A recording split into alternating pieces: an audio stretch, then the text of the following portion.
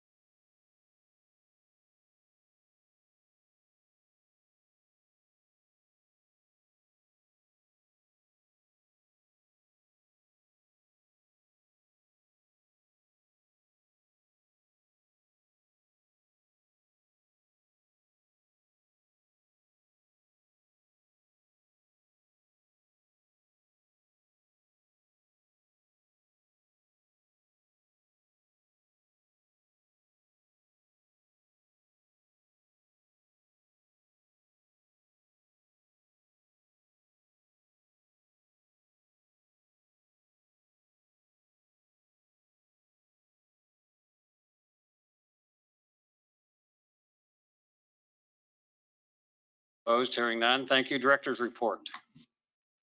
Mr. Chair, thank you. Good morning, Technical Advisory Committee members.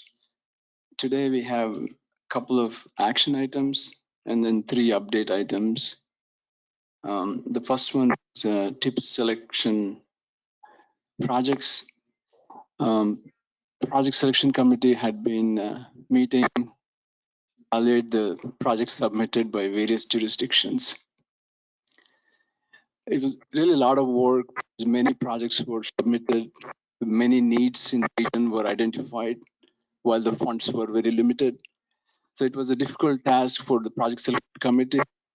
And staff is very thankful for the effort and time the project selection committee members have spent on this item. So Nick would be summarizing the project status. Before we go to the main business, we have bike ped counts event that's planned, and Ashley and Dora would update you on the upcoming event as well as volunteers that's needed to accomplish the event. Thank you. So I'm Ashley, and the bike ped counts are an annual event, and Dora will be coordinating it this year, so I'm going to hand it off to her. Hi, I'm Dora. I'm the new transportation planner here at WAMPO. The ped and bike, the bike and ped count doesn't start till September, but I'll be sending out, reaching out to collect volunteers for it. You'll see the flyer there in your packet. And if you have any questions, you can reach out to me and I'll answer or try to get any answers for you. Thank you. Thank you, Ashley. Thank you, Dora. I had a quick question. Sure. Where would we find the locations, the proposed locations? We have from the past years or the new ones? For the new one, are they going to be the same? Either way, I wasn't sure where to find them. For the past year, we have identified a map and a location. We will be happy to share with you. And for the new locations, we can add those if you'd like to see some new locations as well. I don't know that I have anything initial off the top of my head. We hear a lot during public meetings on projects in particular and a variety of other ways. And it seems like there's certain areas that always come up. So I think it'd be nice for us just to take a quick peek and see if some of those are included. Definitely, we can do that. And the past locations help us to see the trends. So we'll keep the past locations constant and then we'll add more last year. Okay, thank you. Thank you. Mr. Chair, back to you. Public comment, if there's anyone present would like to address the body, step up to the podium. If there's anyone on the phone that would like to address the body, let us know, please.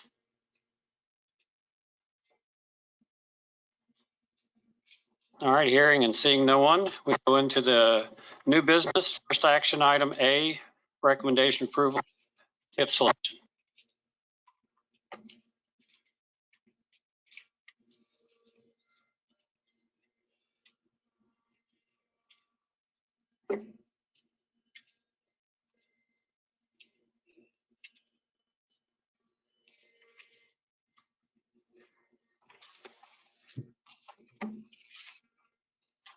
All right, thank you. Again, I'm Ashley, and I'm going to provide some context to the tip selection process, and then Nick will go into the specifics. We conducted a month-long call for projects that ended on March 9th, and over the last month, the project selection committee has met 3 times and worked really hard to come up with the list that you have in front of you in your packet. Once the projects are approved, we'll go through and finish developing the document, and I'll have a public comment period, and then it will be brought before you all and TPB in late summer, early fall. So we received 33 project submissions worth over $117 million, but we only have about $26 million to fund projects in the year, federal fiscal year 25 and 26. So this led to a lot of work from the project selection committee to whittle it down to which projects to fund. And now Nick will go into the specifics.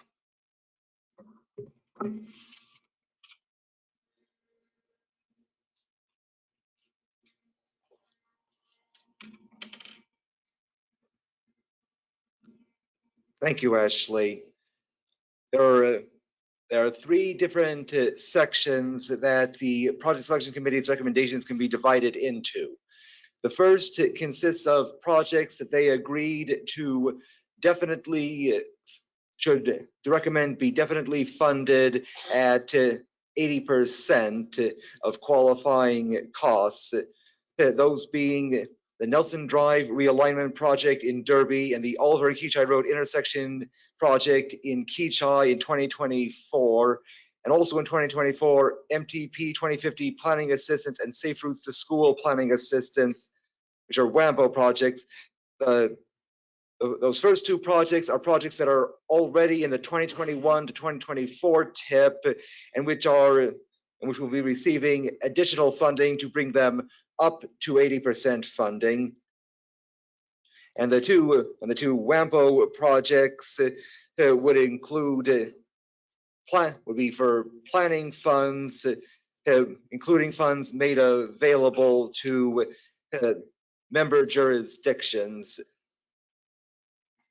The second tier is for those funds after the ones on that first slide are taken over, and then using the what funds remain during 23 to 26, and given proportionally to these 7 projects in Hayesville, Wichita, Butler County, Derby, and Sedgwick County. The idea of these projects is that they would all receive the same percentage federal funding of their qualifying costs, meaning they would not receive the same dollar amount, but they would receive the same percentage. And by our estimate, they would receive less than 80%, at least according to our current financial calculations based on the money available. But that it is a sufficiently high percent that we're able to confirm with each of the relevant jurisdictions that they would be able to proceed with the projects with the percentage that was made available.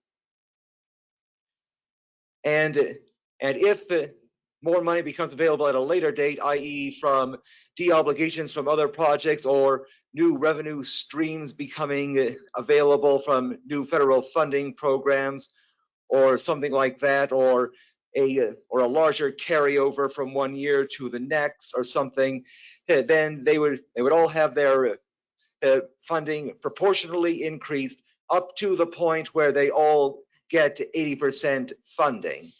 And as you can see here, they are spread out across various years. And if by chance we get enough money that all the projects on that second slide were completely funded up to 80%, then if we still had money available beyond that, then the right of first refusal for those remaining funds would go to the project 45th Street North, Oliver to Woodlawn in Bel Air for 2026. And if the funds do not go to that project, either that project gets the funds it needs and then there are still funds left over, or they decline the funds because they are insufficient to their purposes, then the funds would be offered next to the project Redbud Path Woodlawn to K96 in Wichita, also in 2026. Let's see here. And your action options on this will be to either approve either to recommend to the transportation policy body that they approve the project selection committee's recommendations as proposed, or that they not approve them, or that they approve them with specific changes. And are there any questions on this? Just a couple of comments before it goes to questions. One, as the introduction started, when the project selection committee came together, 33 projects, $118 million is quite a task to start with understanding the ultimate funding is going to be considerably less than that. The only rules that we went with each be looked at in its merit. We had decided prior to this that projects could be submitted that were not originally on the tip. We had those, they were declared which ones were already in the tip, which ones were not. That didn't come up until the selection criteria had been met. We decided what products, and then we went, or projects, and then we went back and looked to see if any were on either a category as a tiebreaker, and they were not. So just want to make sure that everyone understands as projects that was considered the ability to go through the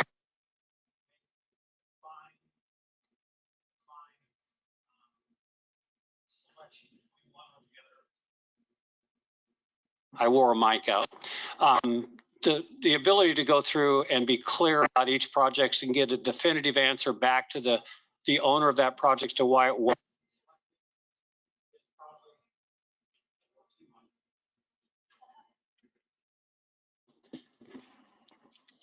All right, can you hear me now? Okay, so I'll finish up real quick and just want to say that the process itself, I think the integrity of the committee is going to be able to support the projects we selected.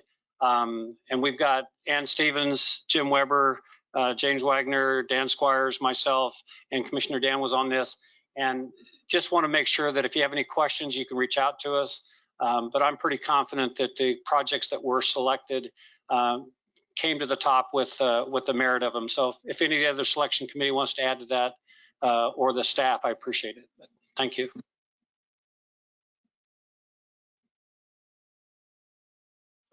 I got a couple questions, Chad. I know that won't surprise you. What's the, just out of curiosity, what is the Safe Routes to School Planning Assistance? What is that proposed to do?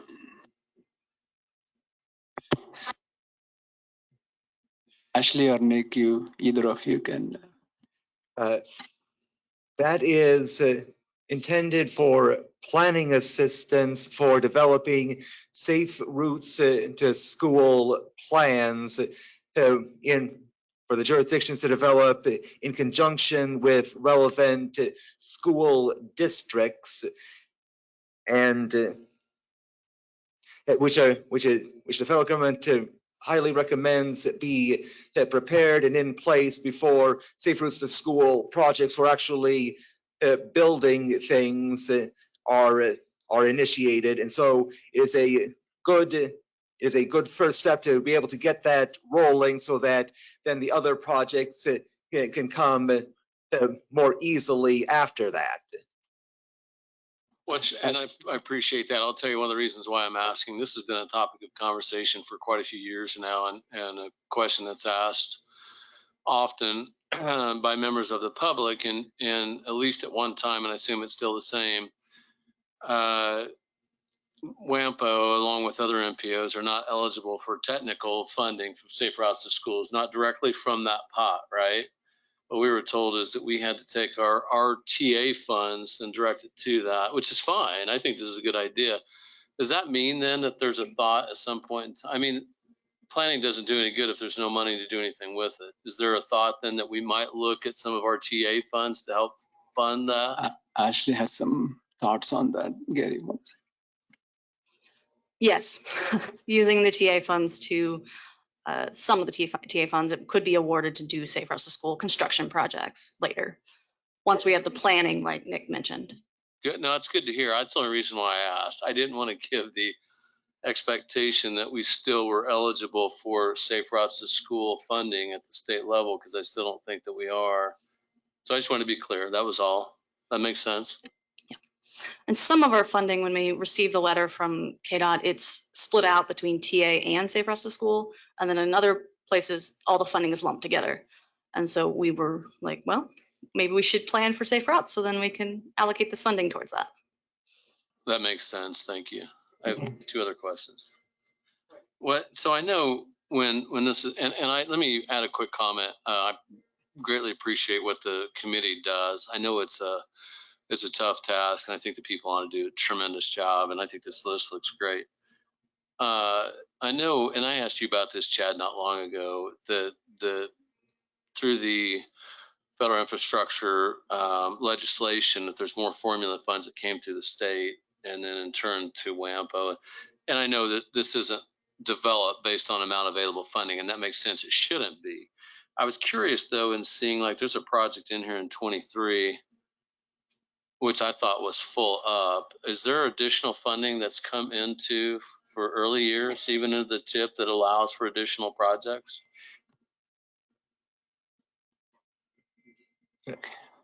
I can explain that. First of all, there's money involved that was not necessarily all filled in 23 and 24. And second, there's a great deal of advanced construction money that we're able to move around related to this between 23, 24, and even 25.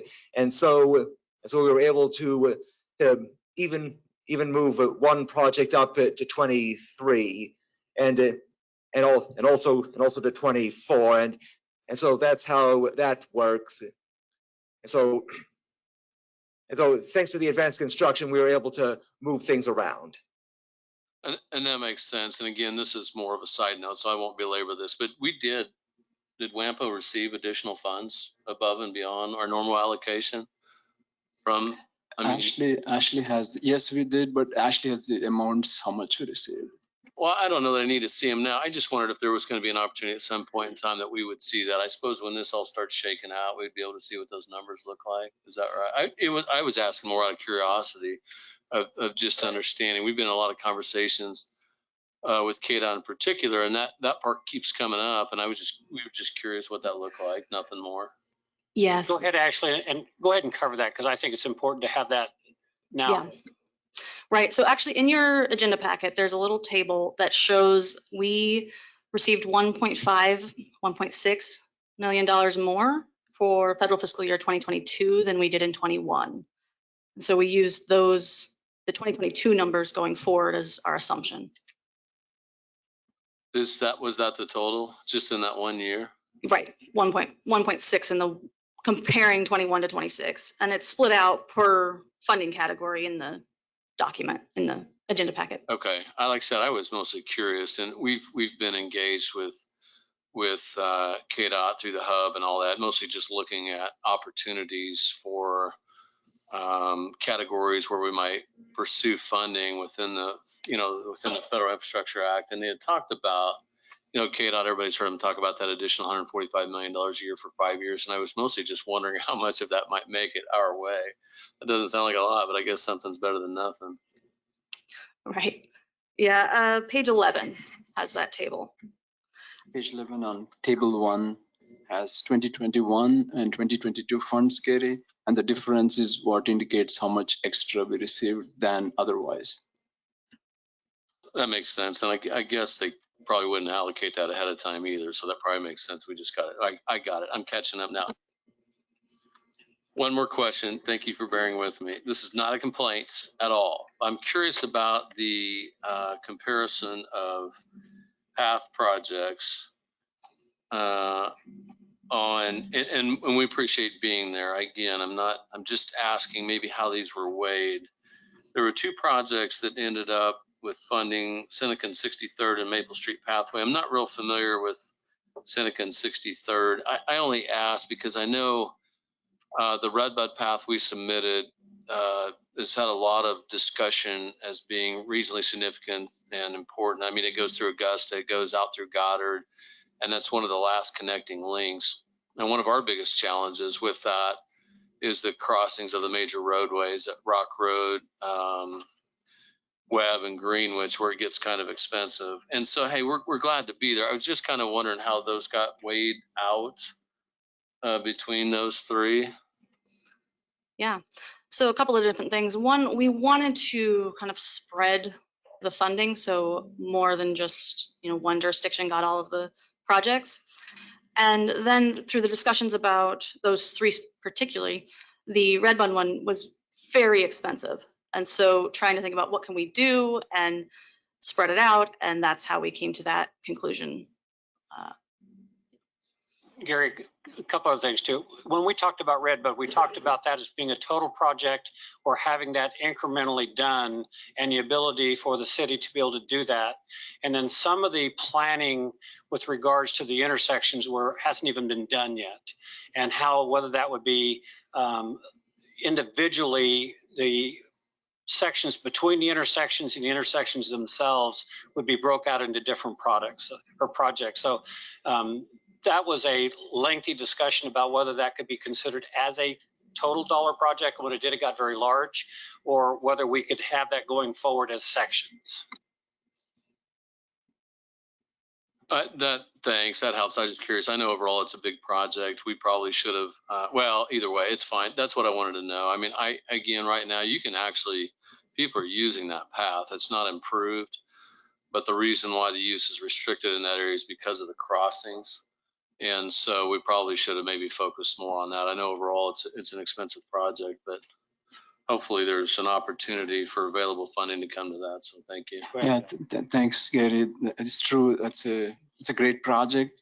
And as indicated on page 10, Gary, in the table, the C, Redbud Path is, Project Selection Committee recommended that any funds become available, like carryover funds, they are considered to be applied to Redbud. That's also there. So it is one of the projects that's important in the list of selection that was made. I agree. Thank you. I was just curious. That's all I had.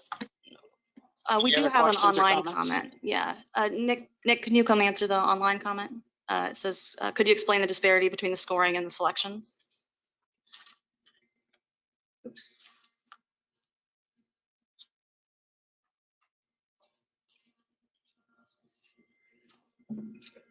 The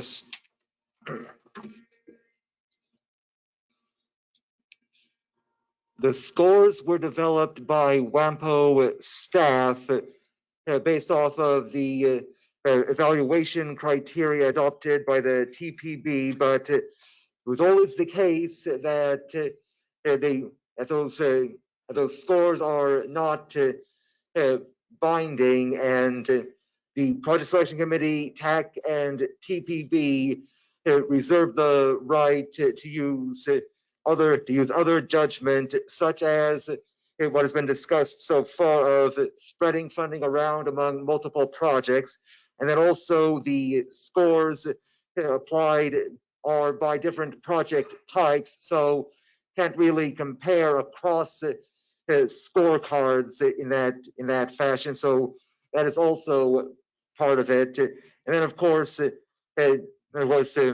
some projects may be given different weighting based off of how much they cost and how many other projects they would mean would have to be foregone as a result of that. And this is Bert. I would add also to that, the selection committee did look at each of the projects from the very beginning of the 33. We had them sorted by score. We had them sorted by project type. We took a look at that, and we had a conversation, just as Nick alluded, that the scoring itself is a way in which we can look at this, is not the way to look at it. And so the discussion of the committee itself by each project ended up bringing more weight than just solely based on that scoring system. Thank you. And if I could add that it's a combination of technical scoring criteria and the judgment of project selection committee members. So any one approach would have some limitations. So therefore, it was a combination of both. Thank you. And it's always an opportunity for those who would like to volunteer for the next selection committee to send their names in. Yeah, I might just reiterate one more time that I do think that the group does a great job, and I certainly wouldn't complain about anything. It's a noble task, and I think y'all do. I think this same group's been together for a while, and I think they do a tremendous job. And Ashley, I appreciate what she said. We recognize it makes sense to make sure that we're doing this the right way, and that there's projects across the region. And I think this looks like a great list. Are there other questions online?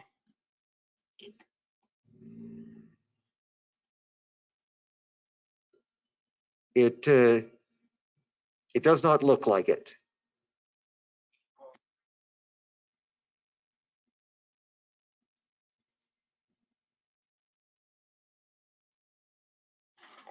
If there's no more discussion, I would like to entertain the approval of the selections as submitted to the TAC. So moved. Second. I have a motion and a second to approve the projects as submitted to the TAC. All in favor say aye. Opposed?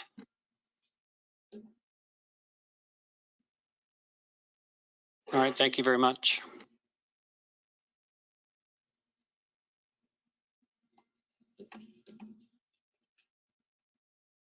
Next item, item B, recommended approval of federal roadway functional classification map.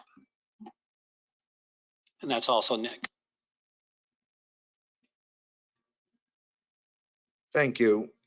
You can find information on this on pages 32 to 39 of your packet. As has been gone over in the last couple of meetings, all roadways in the region need to be divided into 7 functional classifications, from interstates down to local roads. I won't dwell on that too much here. Of course, from high volume, high speed, limited access down to the opposite of that, and various guidelines for the FHWA for how they're gone about. We last adopted changes to the WAMPO Federal Functional Classification Map in 2019, which is available in an interactive version on our website at wampo.org/fun-class.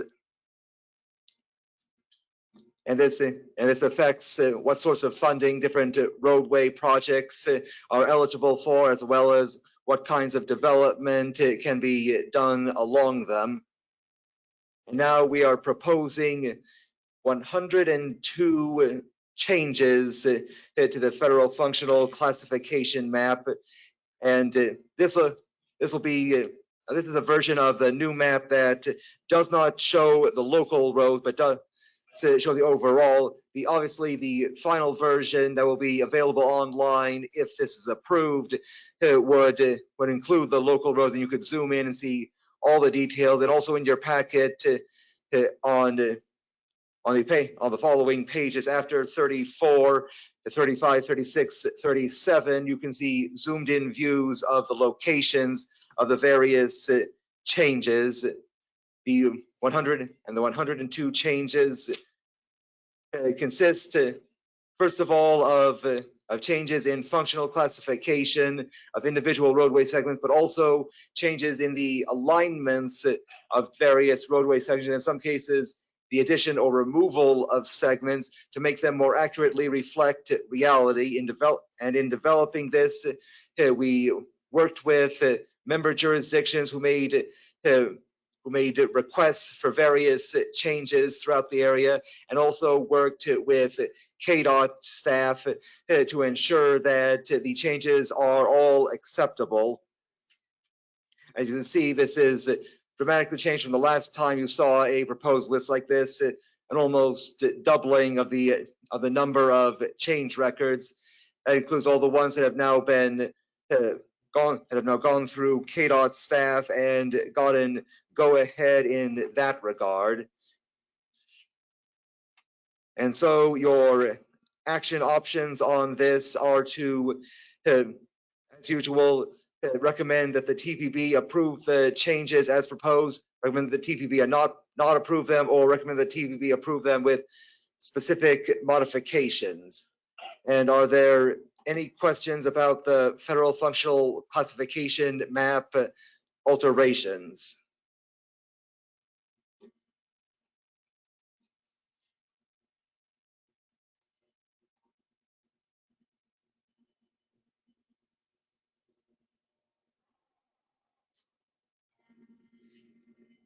Any discussion, anything online?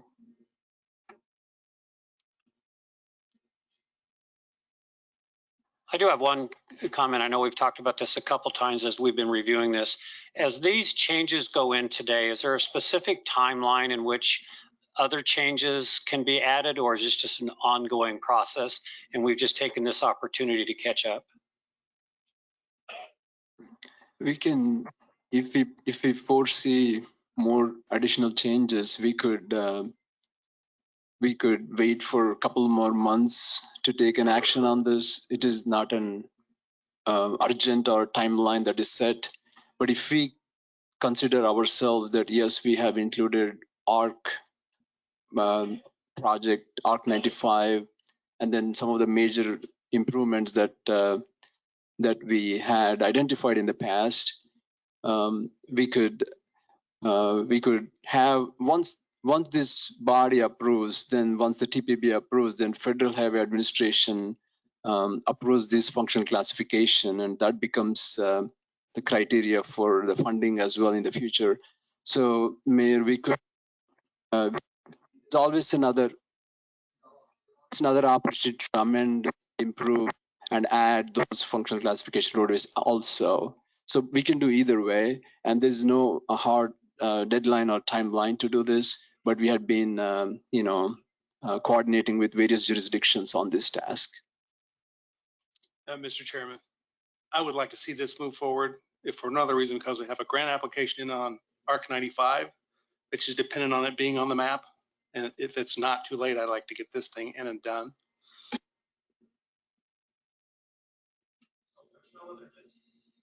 If there's no other discussion, would call for a motion to recommend TPP approve the changes as proposed. So moved. Second. I have a motion, a second, to recommend to the TPP approve the changes as proposed. All in favor say aye. Opposed? Seeing none, thank you.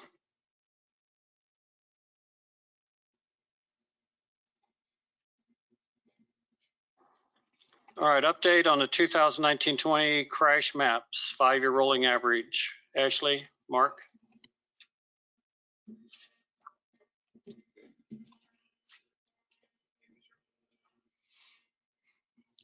Good morning. My name is Mark Krupp. I am the GIS analyst traffic planner here at WAMPO.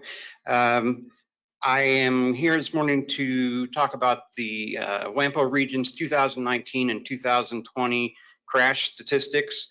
The 2021 data won't be released until July, so we will have to return at a later time to update the board on those numbers. The information in this will start on page 40 of your packets. Here is the first map, which is for the 2019 fatalities, with the top 3 locations being Wichita, Derby, and then Cheney, Goddard, and Keachai have 1 apiece. There were also 11 fatalities in the unincorporated part of Sedgwick County. Then as far as serious injuries go, the KDOT definition of serious injury, if you're curious, is any one or more of the following: severe laceration resulting in exposure of underlying tissues, muscles, organs, or resulting in significant loss of blood, broken or distorted extremity, crush injuries, suspected skull, chest, or abdominal injury other than bruises or minor lacerations, significant burns, unconsciousness when taken from the crash scene, or paralysis, the loss of ability to move or feel in part or most of the body. With that, the 2019 numbers for the top 3, we have Wichita with 156 serious injuries, Derby with 11, and Cheney with 4. Then the next map for non-motorized, it's required under federal reporting regulations. We have to lump together the pedestrians, bicycle riders for both fatalities and serious injuries. So that's what this table or this map is showing here. And we had 34 fatalities or serious injuries in the Wichita area in 2019, and 2 each in Derby, Hayesville, and Rose Hill, and 2 more in unincorporated Sedgwick County. Moving on to 2020, we had a few more fatalities. This corresponds to page 44 in your packets. There were 44 fatalities in Wichita, with 1 in Andover and Derby. We also had 17 fatalities in unincorporated Sedgwick County.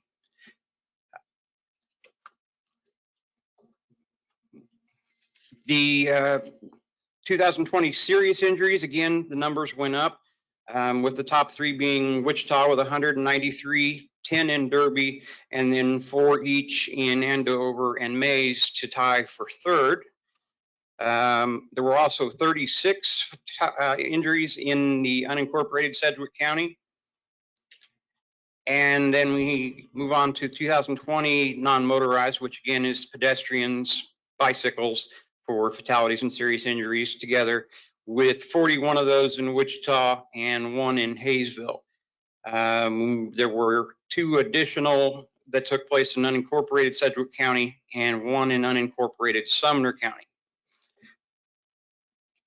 Next, we have the 5-year rolling average table.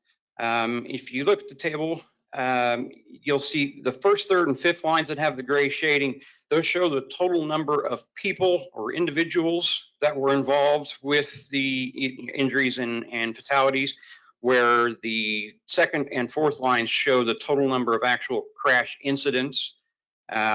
And then 6, 7, 8, and 9th lines break out the pedestrian and bicycle between serious injury and fatalities, so you can kind of see the numbers, how they break out. As a reminder, we will have to return later to get you the 2017 to 2021 breakdown.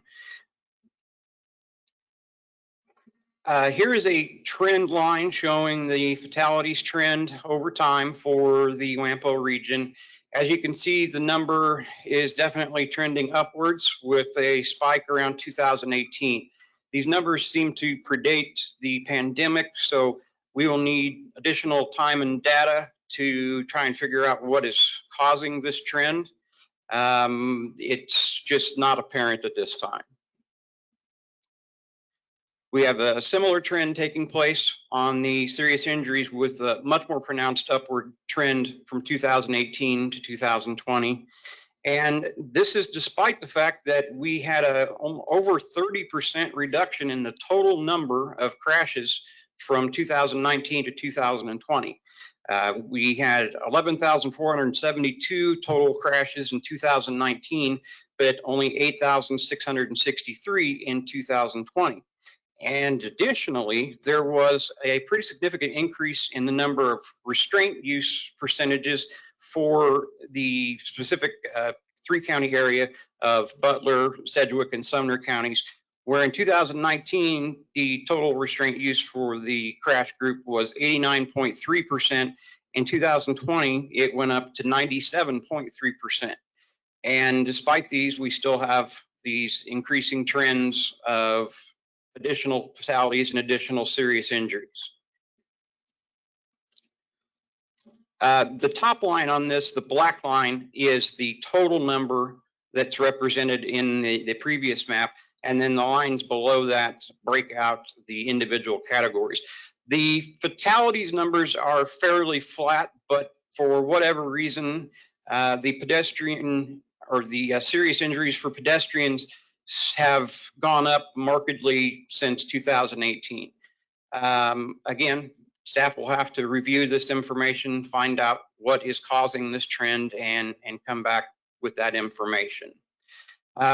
At this time, I'm going to hand it off to Dora so she can give you some information on comparing WAMPO with other MPOs and giving you that information.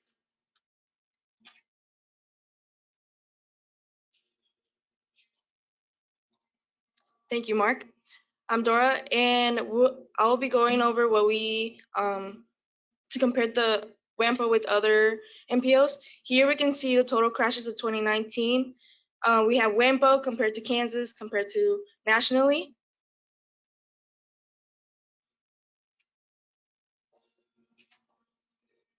Here's WAMPO with other Kansas MPOs. I only listed 2 here. We have Lawrence Douglas County MPO and Topeka Planning MPO. And we see that WAMPO has 11,472. Now to compare WAMPO with other MPOs that are significantly similar to in population, we have Lackawanna Luzerne MPO, which is in Pennsylvania. We have Lancaster County MPO, which is in Pennsylvania, and we have Pasco County MPO, which is in Florida, all in the range of 550,000 people. Now we see WAMPO versus all the MPOs that we just saw in comparison to all the crashes of 2019.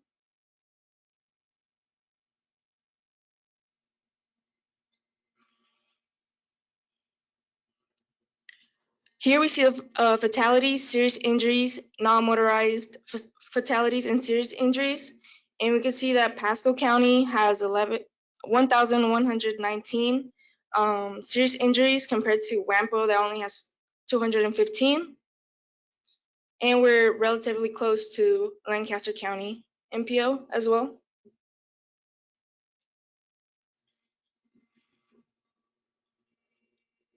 Now per capita, per 100,000 people, WAMPO has 10.6 fatalities. We have 39.3 serious injuries, and then 7.7 non-motorized fatalities in serious injuries. Once again, we can see that Pasco County MPO has 199.1 serious injuries, and we're relatively close to Lancaster County at 39.2 serious injuries.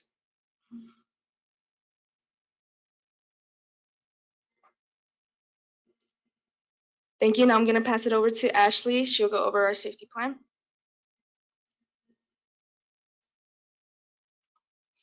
All right, thank you, Mark and Dora, for your work on that. So their analysis really exemplifies why WAMPO is working on a safety plan. You might recall early in this year, we set up the structure to develop the plan. And so over the next few months, we'll be working on an RFP to select a consultant to help us improve, write a safety plan to help us improve the safety of the WAMPO region. Thank you. Yeah. Mr. Chair and committee members, ours is not the only MPO that the crashes are raising. There are many MPOs that trends of fatalities were raising. Even during the pandemic, how is that the crashes were increasing is a question everybody is perplexed with. They're working on performance measures on this is common for many as well. Just so you know that this trend is occurring in other parts as well. Thank you. So, hey, this is just so I'm clear in my head, this is the safety plan related to Vision Zero, right? Kind of where we started with that. Yes, I believe so, right, Chad? It's fine. In talking to other people, that was the term they were using. I just want to make sure I could explain that, yes, that is what this is. So that's all I needed. Thank you. Yeah. Mm-hmm. Is there a timeline on hiring the consultant? So the next few months, we need to work on writing the RFP and then going through that whole process. Any other comments? Thank you, Ashley, Mark, and Dora. Appreciate it. Next, we have an update on US 54 East Kellogg, Raja from KDOT, and Brian.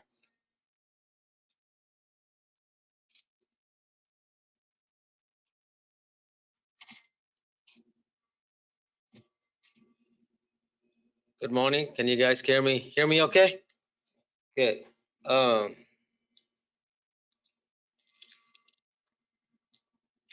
right. Good morning, Raja Govindaswamy, the KDOT project director for the East Kellogg project that been in the news quite a bit lately.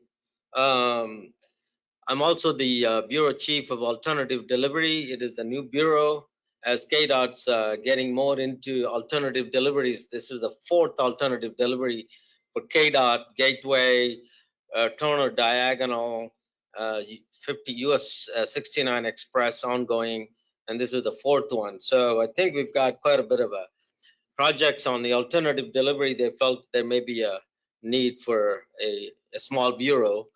But so the bureau itself is going to be screening. I'm working with some staff to how to set up a screening system for the alternative delivery projects.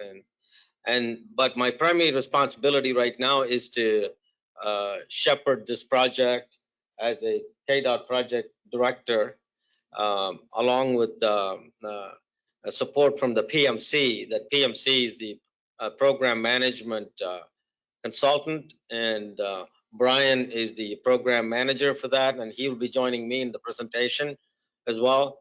And they have enormous resources. That's a joint venture of Burns and Mack and Garver.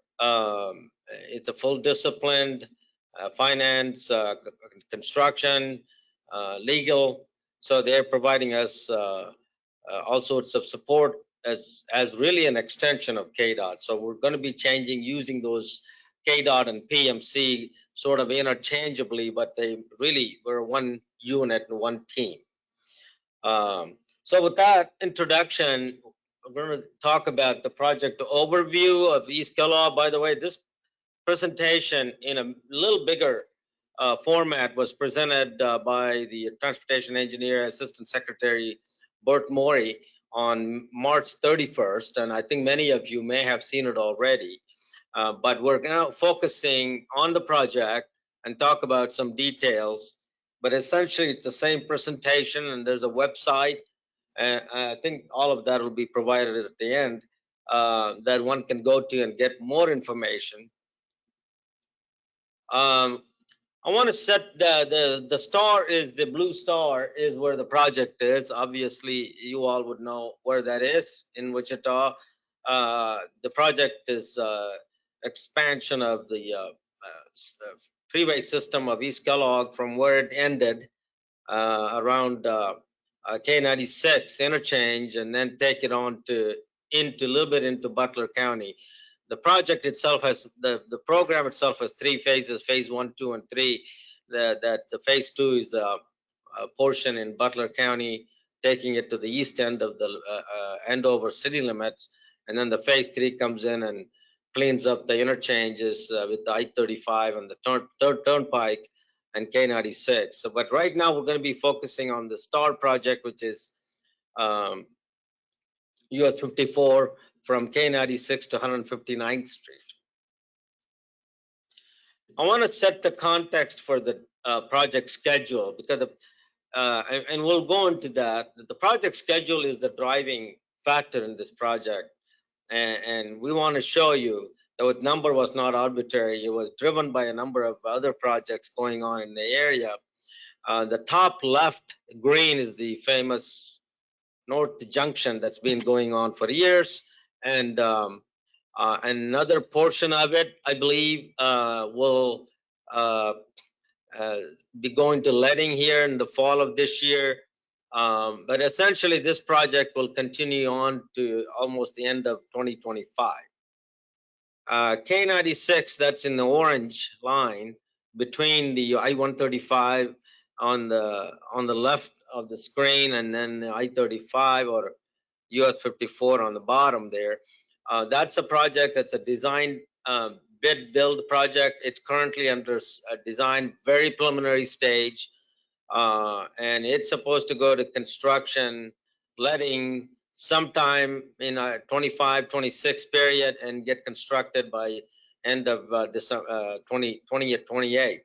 So with those two projects, it becomes kind of challenging to do East Kellogg. If you wait for all those projects to complete, then it won't even start till 2030. It'll go into mid 2030s to get it done. So what the DOT decided, they looked at it and taking advantage of the alternative delivery that has been successful, KDOT, use that delivery, see if we could actually, we wanted to finish that project, East Kellogg, at the same time as the North Junction, and get that done by December 2025. I should be using the mouse. So that's a pretty ambitious schedule. Now, can we, a question came up, can we slide the K-96? Well, the K-96 pavement is deteriorating. I'm going to have Don talk, he's obviously here, and Don can say a little bit more about the sequence of the project.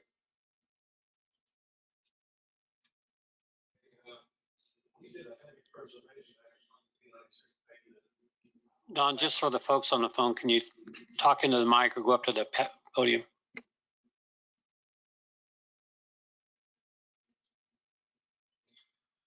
Okay, we primarily chose the schedule for K-96 based on the work we're doing at the North Junction.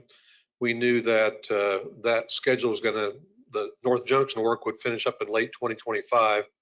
So we knew we didn't want, based on staff availability for inspection services, we knew we couldn't handle the K-96 project at the same time as we were constructing the North Junction work. And we did a heavy preservation action on K-96 last year, and we feel that will buy us enough time that that pavement should last until early 2026, when we are anticipating the 6-lane K-96 work to begin. So the schedule for East Kellogg was picked based on staff availability, funding availability, and just that we didn't want so much work to be occurring at the same time. We wanted the East Kellogg work to complete around the same time as the North Junction work, and they're spread out far enough that they won't interfere with each other. Once we finish those, then the K-96 work can begin without having conflicts with North Junction work and the East Kellogg work. Thanks, Don. We'll come back to Q&A at the end, so there will be opportunity to ask questions again. So moving on, so the North Junction and the US 54 kind of bookends of the K-96 corridor, and work being done on all of them at different stages. I want to highlight the project goals, traffic congestion reduction. One of the discoveries that we made was the the travel hours saved by having the schedule, it's pretty significant, 1.3 million. The other goals are the safety, trip reliability, and supporting economic growth in the region, and delivering the project on schedule and efficiently, and staying within the budget. The estimated construction cost budget for this project that I'll show here in a minute, the scope, 225 million. Also, we want to minimize the overall duration of construction impacts to the area. So these are the goals for the project. I am going to now go into the actual project itself, physically describe what the scope is. Starting from left, moving to the right, that's from west to east. It picks up at the K96 interchange, and all the schematic is line drawings at this point. Nothing is finalized.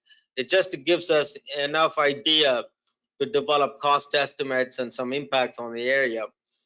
So the K96 interchange is, the goal is to improve the direct access ramp situation between 54 and K96. We have no plan to touch the I-35 KTA as part of the project. And that helps us in the NEPA process. Then the project will go east, grade separation at 143rd, 159th, crossing 4 Mile Creek floodway with a few bridges, and then connect to Onewood Drive, about half a mile east of the 159th Street. And we were still working on some access concepts in that area, so nothing is final. We're trying to make this transition safe.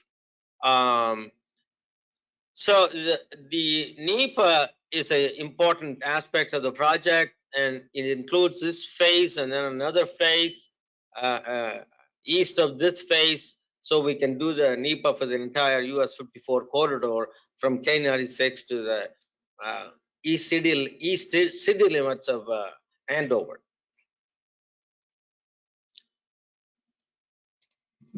In order to accomplish those goals, as I just enumerated, we selected progressive design build, a relatively new design build process. It's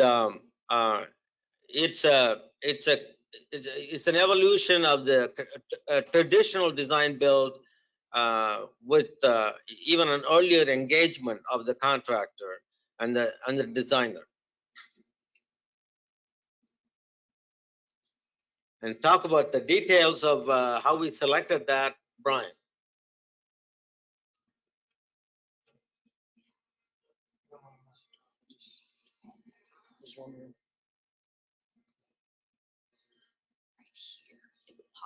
Okay. All right, thanks. Raja mentioned I'm Brian Kidwell, the program manager for that statewide support group, the PMC, or we're helping KDOT with the entire IKE program in lots of different areas. I'm also serving as the project manager on this East Kellogg project, but really just trying to lead the project team that's supporting Raja and KDOT get this thing off the ground. This is where this really gets different from a typical I mean, you guys saw the project. It's big. It's a expedited schedule. It's a higher profile urban project. And the top line, design bid build, that's what most people are most familiar with. The owner either designs or hires a consultant to design a set of plans with all the prescriptive specifications and requirements and everything you got to have to deliver a job. You package it up, it goes out to a letting, and the low bid contractor gets the job and goes off and constructs it. In design build,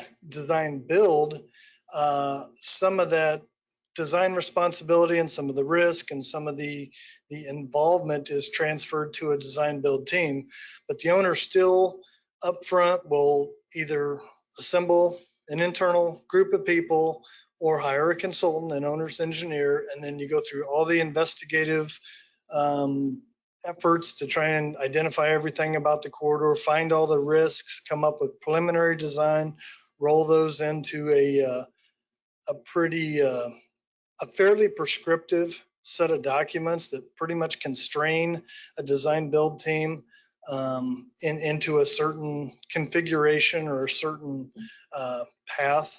And you also, along with the design, you'll have all the specifications and all the deliverables that the team has to do. And you've really got these guys. You kind of take it up through preliminary design, then you hand it off to these teams to compete. They will price it. They'll come up with innovations the best they can, but so much of the design is already transpired. You kind of got them locked in. What's really different is on the bottom, the progressive design build, and this will be the second federally funded progressive design build job in the country. And there's one that's just now underway in Arkansas. It's just early in the planning phase. So this is new. We're figuring out a lot as we go. But what this does is even during NEPA, even before you get NEPA clearance, we're going to bring in the design build team. We're going to go through a procurement, solicitations, evaluate all that.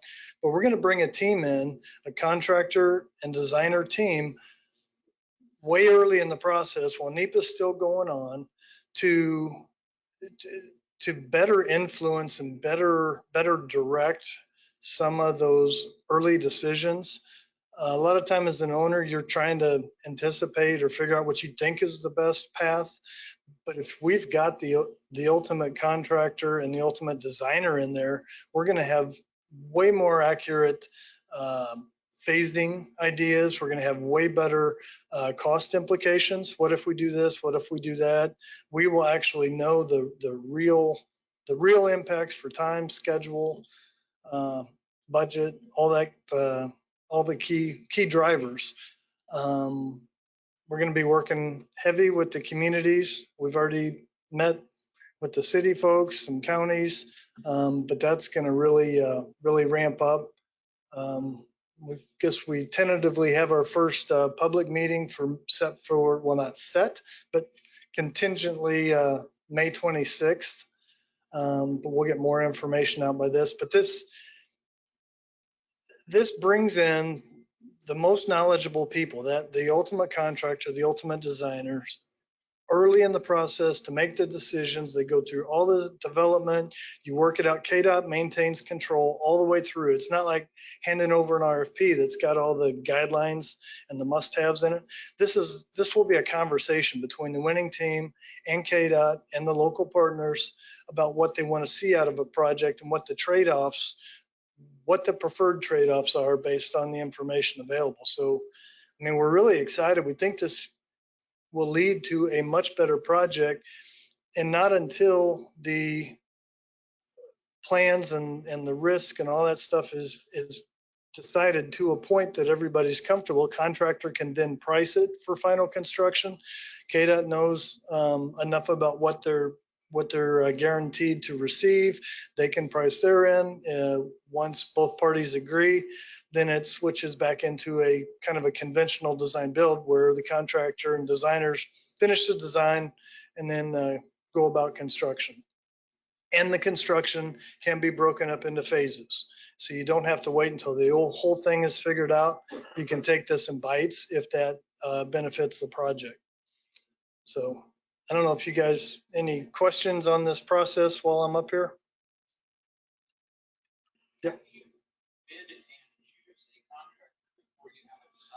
They don't, the question was, how do you bid and choose a contractor if you don't have a design yet?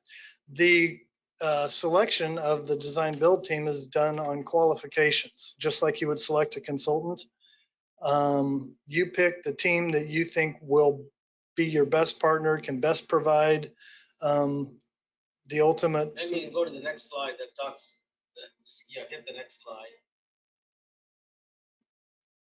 Go the other way? There you go. Yeah, but it's not based on price. And they also, when you ask these guys to price something up front, even if there's a preliminary design, there's so much they don't know. They have all these categories of risk that they have to build into their bids. And the owner ends up eating that content. I mean, if it happens, the risk comes true, then the contractor eats it. But if it doesn't happen, they pocket that money and the owner eats it. So this should eliminate risk as you move through all this project development. So we should end up with more efficient, more effective, cheaper bids and a project that is tailored to exactly what the community in KDOT want it to be, because you get to make those trade-offs all the way through the development.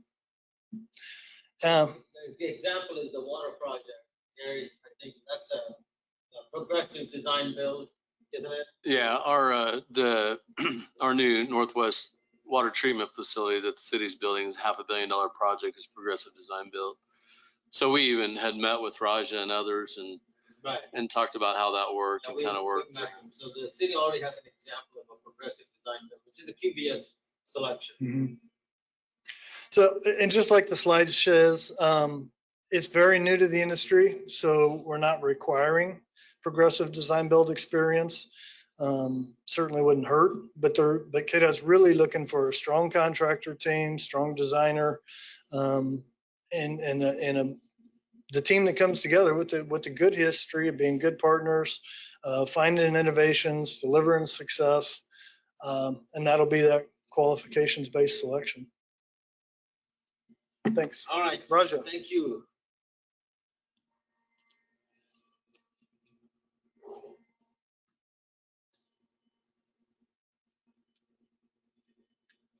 Let's see.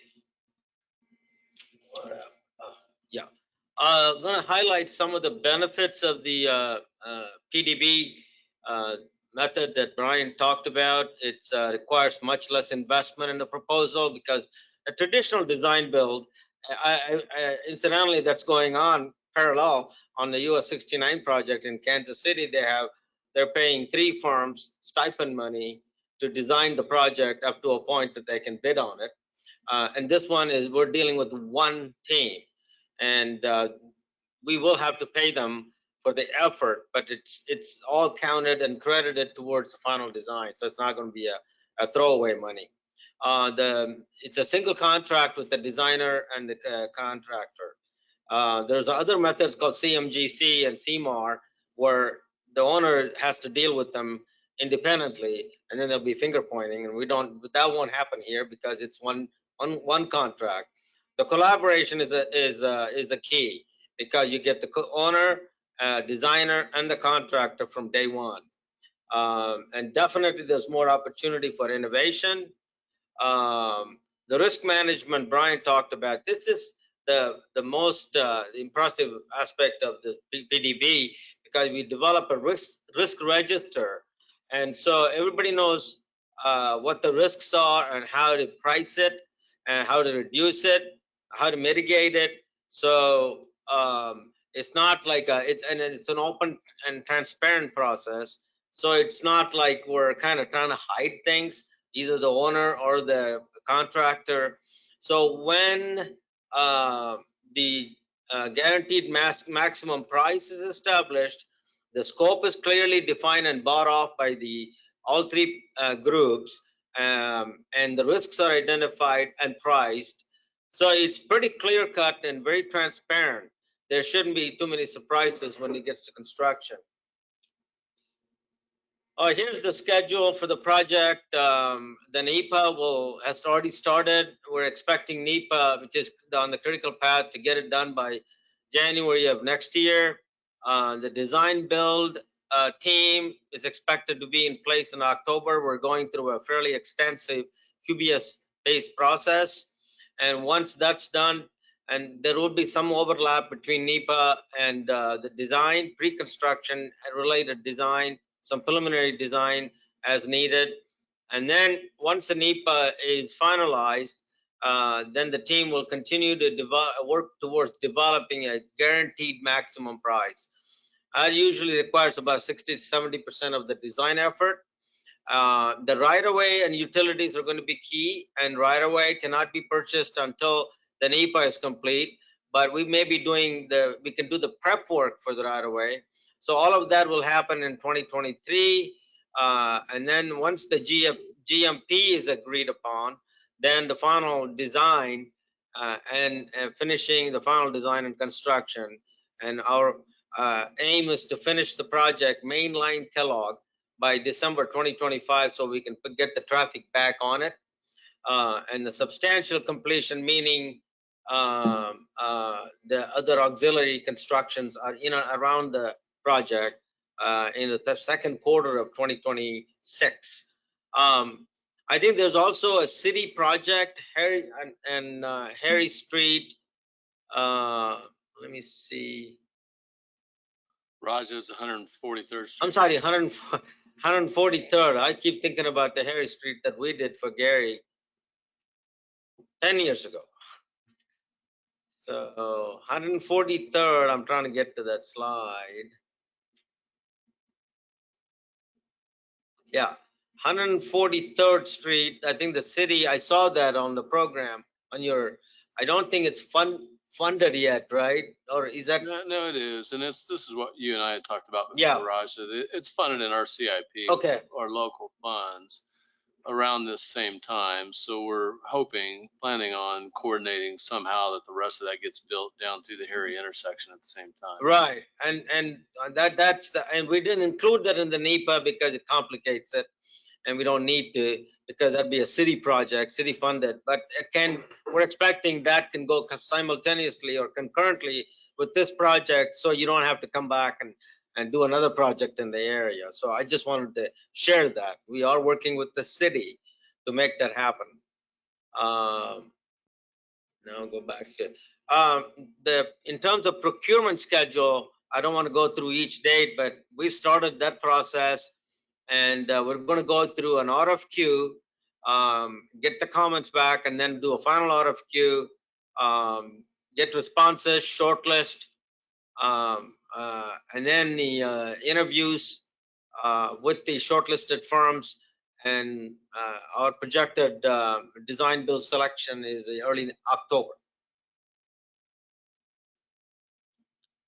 As far as contact, Bert Maury, the transportation engineer, would like to keep this a single point of contact for KDOT to avoid any confusion. And I will be the point of contact. Again, we left the presentation with you guys here, so you'd have my contact information as well. With that, I think we're open for any, excuse me, this has happened before. There's always PowerPoint moments. Because the finger's going too fast. There's your Q&A. So we're ready to answer any of your questions.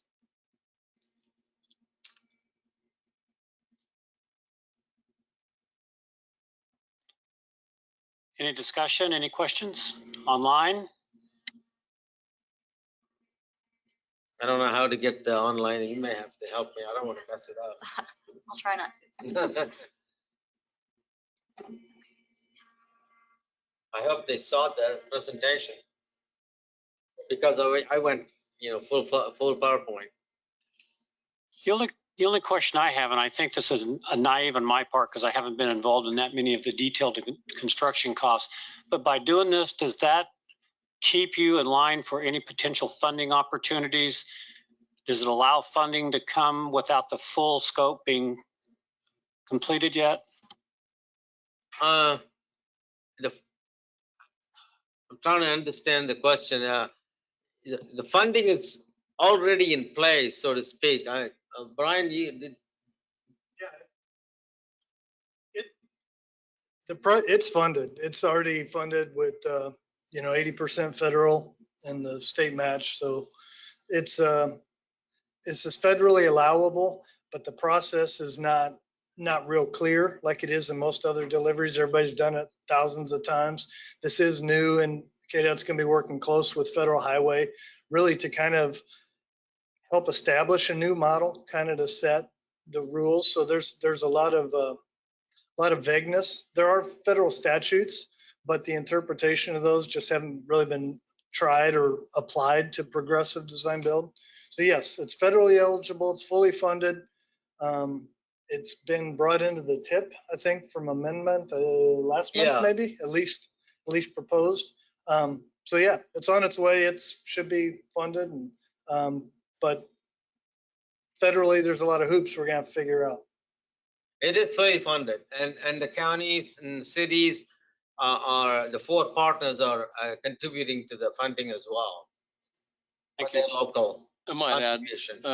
real quick too. So when the Eisenhower Transportation Plan the legislation was passed and it was put into place, there was a threshold, a fairly small threshold on projects that could be done by design build. That legislation was actually changed to open that up, that would allow a bigger project like this. So it's included in legislation related directly to Ike that allows design build also, which helps. And I was just going to mention too that City of Wichita, Sedgwick County, City of Andover, and Butler County came together in pretty short order, and I think we all did a really good job of agreeing to a formula for the local, collaborative local funding contribution to the project. So we've got that resolved too.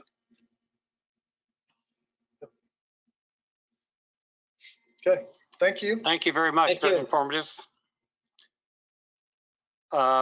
Next, Ashley, Nick, the 2021 to 2024 TIP special amendment.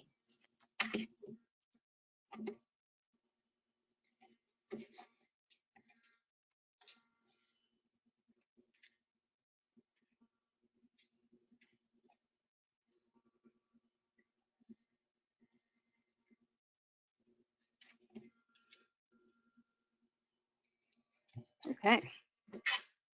Thank you. So we wanted to make you aware that there will be a TIP special amendment to the fiscal year 21 to 24 TIP. So normally we do these amendments on a regular schedule that are essentially quarterly, but we do have the ability to do special amendments when needed. And the Kellogg project actually needs this special amendment. And so we will be doing the amendment. And amendments are required when projects increase by 25% in cost, or up by $5 million, whichever one is less, or amendments are required if new projects are added. And there's a whole little list of things that are required to be amended into the TIP. Nick will talk about the specifics of this one.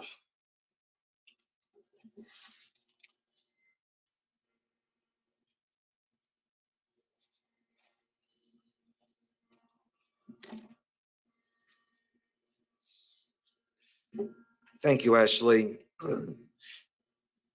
We received a request from KDOT to put in a special amendment for projects actually related to the very East Kellogg project that you all just heard about, in order to get the projects into the TIP and into the statewide transportation improvement program before they are scheduled to obligate it later this year. And hence they requested a special amendment in between regularly scheduled amendments 6 and 7, as shown on, and amendment 7, by the way, will be the August 2022 one on this. And so just this last Saturday, the 23rd, we started the public comment period, which will run through the 22nd of May, and it will come to this body for a recommendation on May 23rd, and a vote by the TPB on June 14th. And quick note that we did send notice that we were doing a special amendment to other jurisdictions that had amendments in the TIP, seeing if they had any amendments that they wanted added to this as well. And we had one project from the city of Mays that requested an amendment for this, and also one project having an administrative adjustment for KDOT that is getting bundled with it, plus one amended project and one new project related to East Kellogg. So it's just letting everyone know that this is going on, that we are in the public comment period and votes will be coming up on it. Thank you, Nick. Committee reports, Jack's Safety and Health Committee. Alan or Jack, Active Transportation Committee.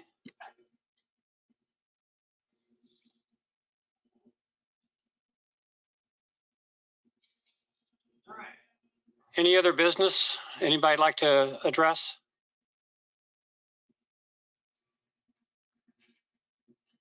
Seeing none, entertain a motion to adjourn. So moved. This is Jack. I'm sorry, Jack, go ahead. Yeah, I am in the process of learning what all the safety committee is doing and meeting with the former chair here in about an hour. So I have nothing new to report, but certainly will next meeting. Thank you, Jack. Sorry to override you there. No problem.